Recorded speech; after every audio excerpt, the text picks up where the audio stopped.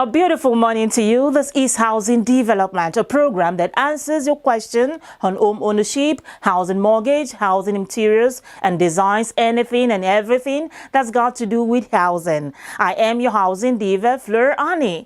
Coming up on Housing Development, town planners advocate for proper urban planning in tackling flooding in Nigeria. Is it right for a landlord to increase house rent without putting necessary amenities in place? Let's discuss this and more on the program right after the trending news in the housing sector.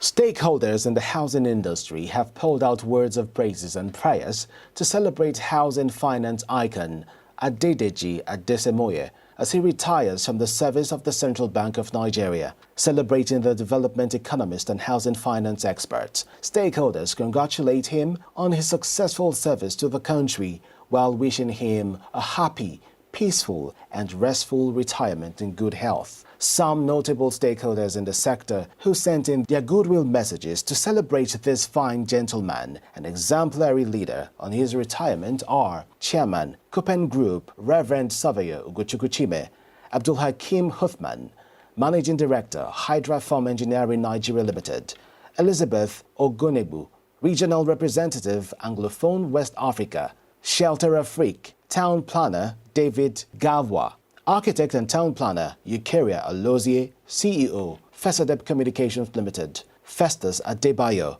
amongst others. The Trade Union Congress has signed a memorandum of understanding with a private company with a view to getting 2,000 housing units for its members. The TUC National President, Quadri Olaleye, disclosed this while signing the MOU with Hartfield and Hall Limited at the Secretariat of Ogun State Chapter of TUC Ibara, Abeokuta, to herald a pilot scheme of 2,000 housing units for the Nigerian workers. Olaleye said the low-cost housing estate was to be built based on public-private partnership in some selected areas of Ogun State. He added that the gesture was aimed at ensuring decent housing for workers toiling day and night for the development of the country. The chairman, TUC Special Project Committee, Dr. Benjamin Akintola, and the Secretary General of the Union, Musa Lawal, described the housing project as very historic and laudable. The Lagos State government has issued a stop-work order as it commenced total enforcement and clampdown operations against indiscriminate dredging activities and unapproved shoreline extensions along Lagos waterfront. This action follows serious concerns raised by the state government over the illegal operations of developers in those areas, which have resulted in gross violation of the fiscal planning laws of the state. The Lagos State Commissioner for Waterfront Infrastructure Development, Architect Ahmed Kabiru Abdullahi, emphasized that the ministry is determined to carry out its statutory responsibility of regulating, monitoring and managing waterfront activities as empowered by the Waterfront Infrastructure Development Law 2009, adding that Governor Babajide Sanwo-Olu has also approved the setting up of a task force team to carry out the enforcement exercise.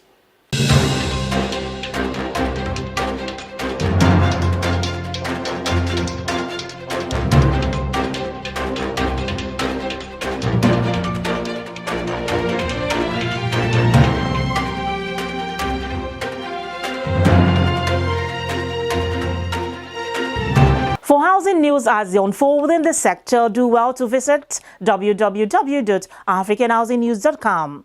Urban planning answers questions about how people live, work and play in a given area.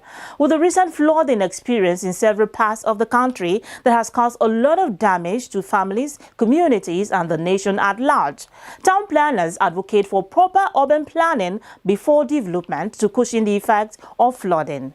Flooding has become a major hazard in Nigeria in recent years. It was estimated that Nigeria suffered combined losses of more than $16.9 billion in damaged properties, oil production, agricultural and other losses due to flood events in the past several years.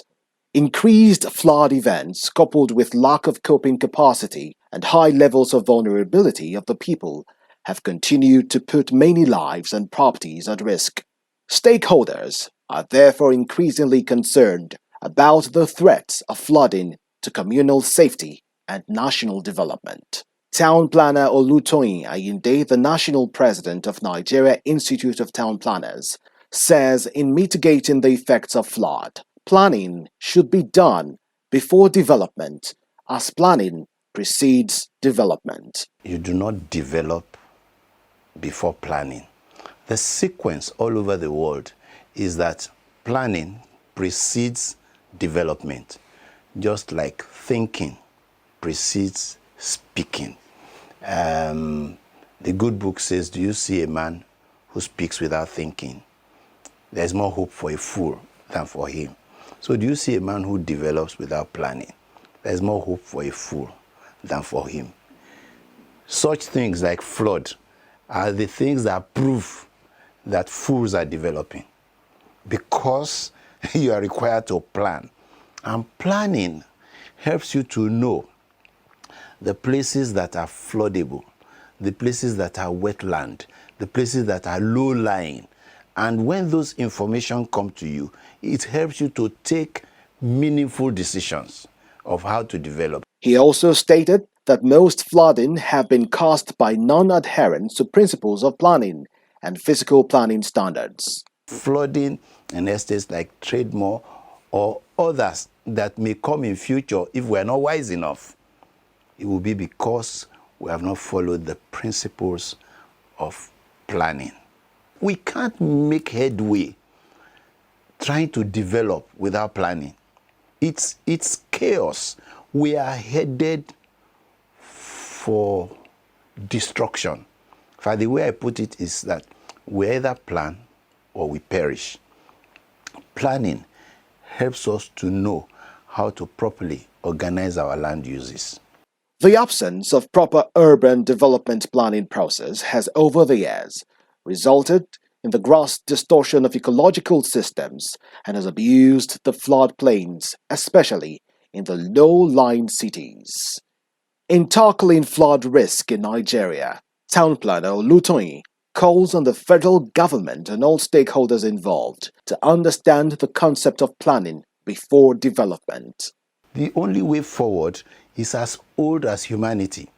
Socrates in 470 BC to 399 BC, that's even before Christ was born, he said by far the most admirable form of wisdom is that needed to plan and beautify cities and human communities. So if someone knew that centuries ago, we must be joking if we think we will make any headway without planning. So that's why our chief executives, the president of the Federal Republic of Nigeria, the governors of every state in Nigeria, the local government chairmen, people, leaders of thought, people, Nigerians generally, the ordinary man selling cigarettes on the street must understand the concept of planning, that when we do not plan, we are not hoping to make any headway in life. Meanwhile, the national president of Real Estate Developers Association of Nigeria, Alhaji Aliyu Wamako,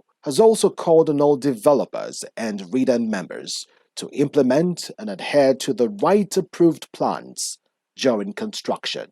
We call on our members, who are the developers, to always respect the extant laws of building. Nobody is supposed to build on the waterways. So we feel that the extant laws is for you to respect what is given to you by development control approval.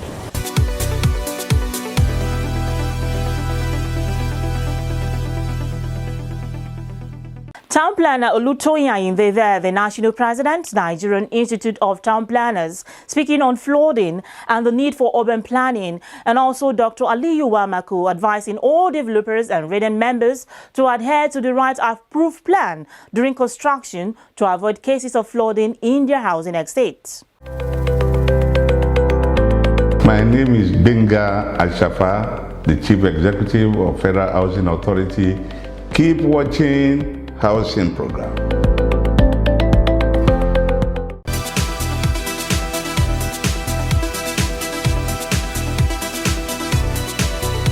Royal Ceramics West Africa Limited has hosted the Nigerian Institute of Architects to a dinner. The meeting is geared towards introducing new products to architects for specification to potential clients. Housing development crew spoke with some of the attendees. Here is what they have to say.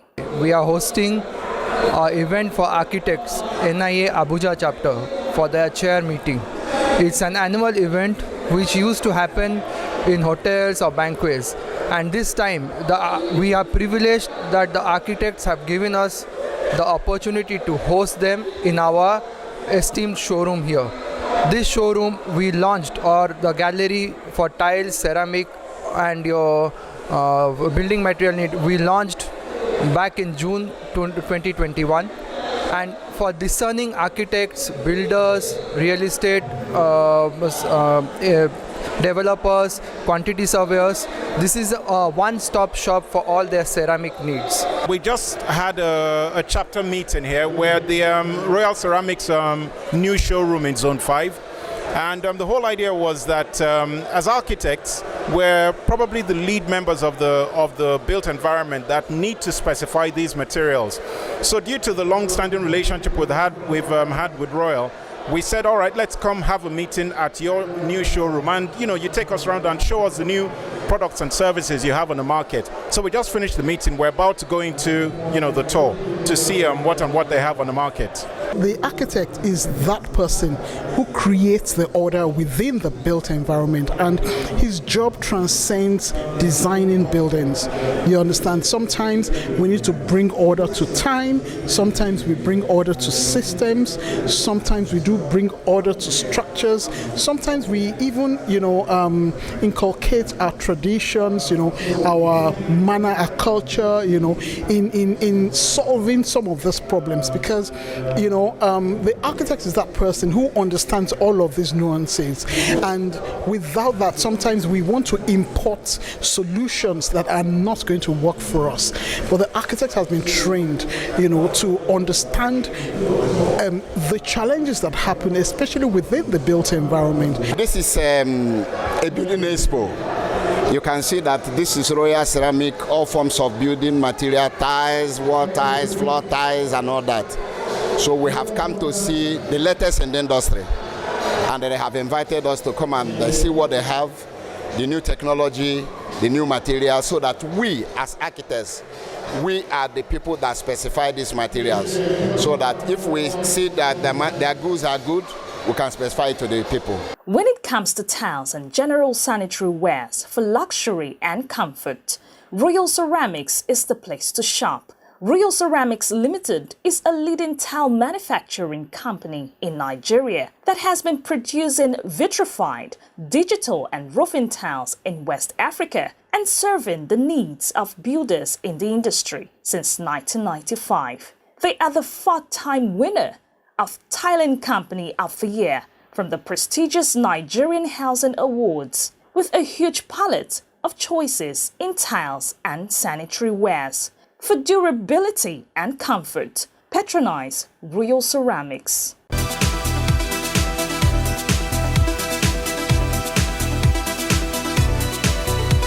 Welcome back. The program is Housing Development.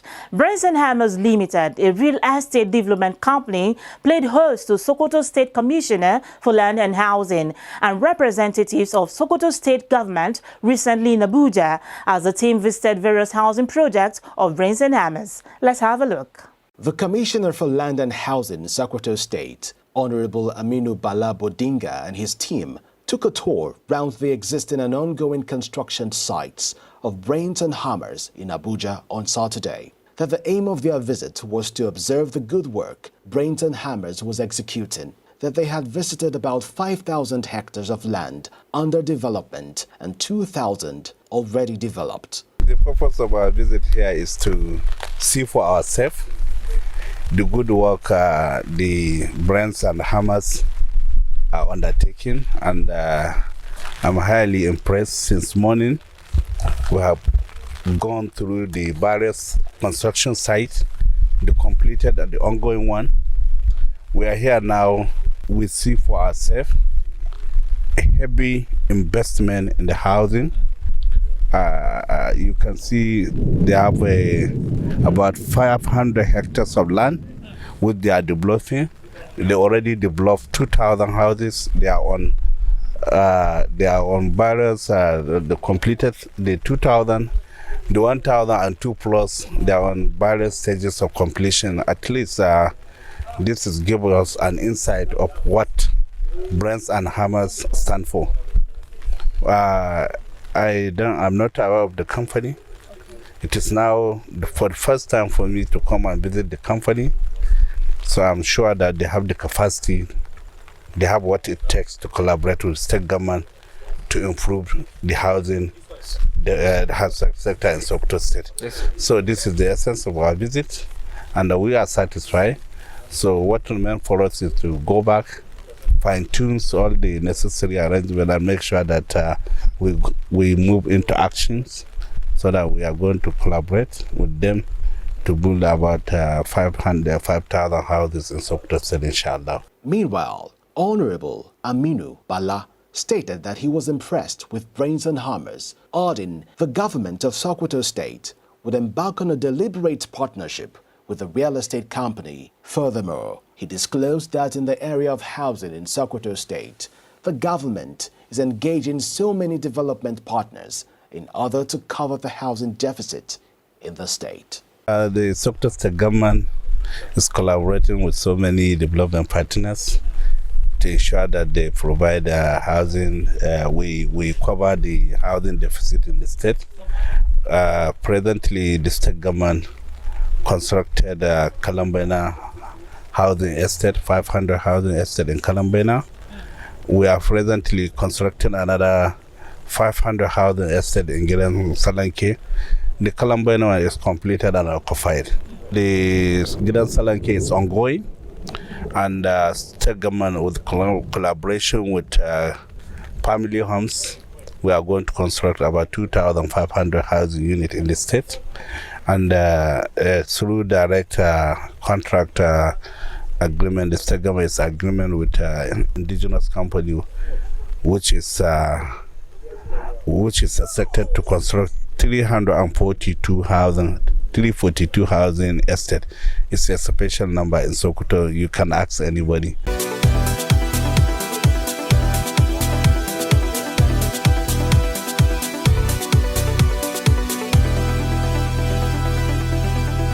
Welcome back. The program is Housing Development. At this point, if a landlord decides to increase the house rent of his tenants without putting in place basic amenities to make the house more habitable, would that be right? Let's hear the opinions of some Nigerians on Voices on the Street.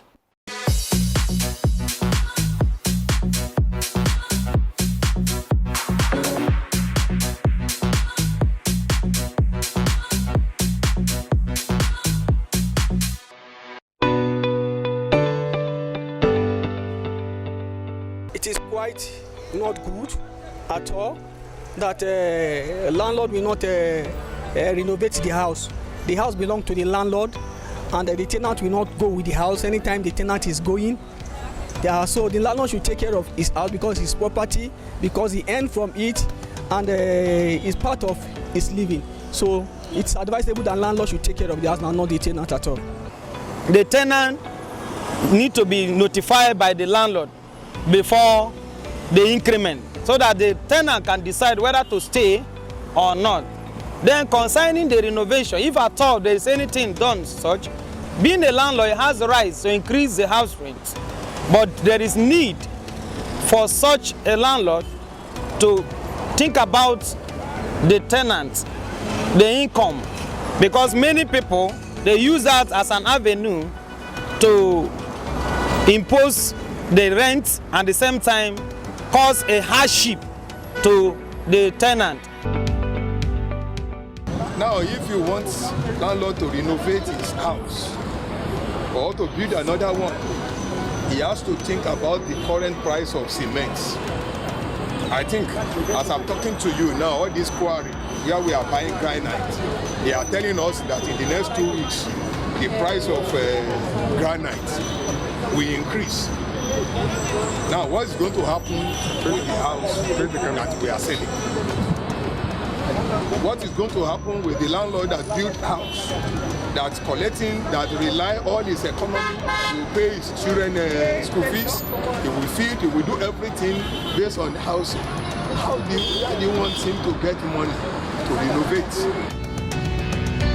The landlord needs to renovate the property that is collecting rent from, because what the tenant is paying is to accommodate him, because it is conditioned enough, it is a very good place, that's why he purchased.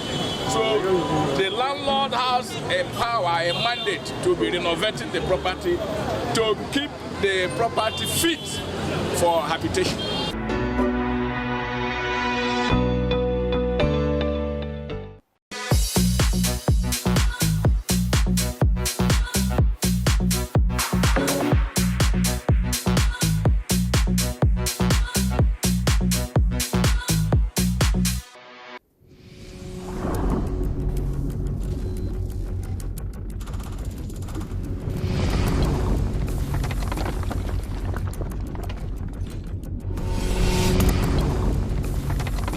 This is Noreen Court.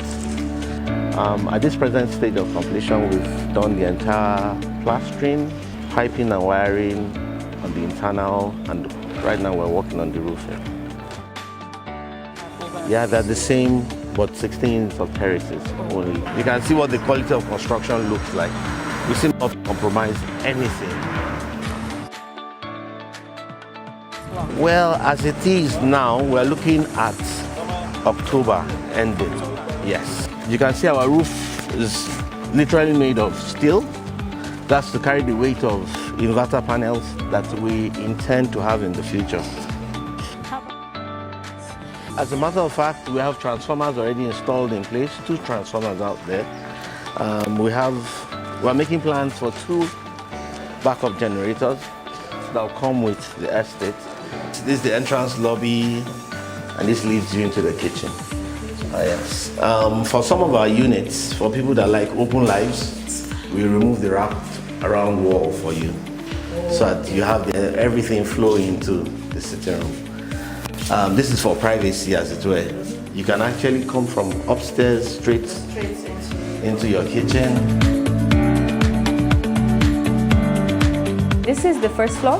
What we did was, because it's a terrace, from the ground floor you start, it's more of a formal environment. When you get to the first floor, it's more relaxing and it's more of like the kids zone, or the family zone rather. So where you're standing here, this is the family lounge, and it opens out to a very beautiful terrace where you have an overview of the estate. We have a collapsible door, so what that does is that it allows you to get full clearance, both ventilation, both lighting, and also full view of what's happening outside. This is the Madame's bedroom, so still bringing in those very feminine colors. It has a large walk-in closet as well, and then it has its own fully fitted bathroom. Quite spacious. Yes. So very spacious, large walk-in closet as well. It has a large bathroom. Very large. Yes.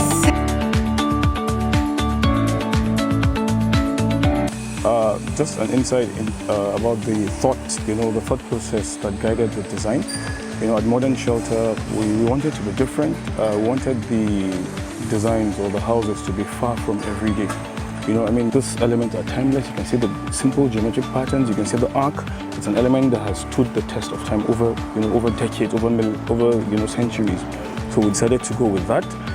There's a central area for the clubhouse and the playground. It's a kids-friendly estate.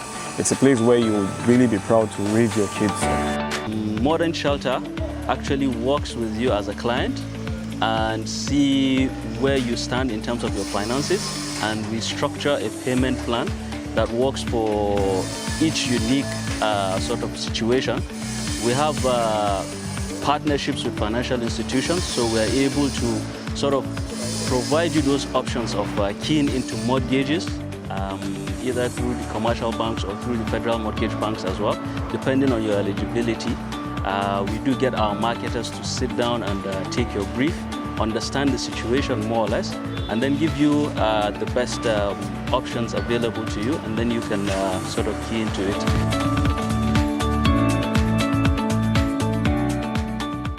Safe and affordable housing is a basic necessity for every family.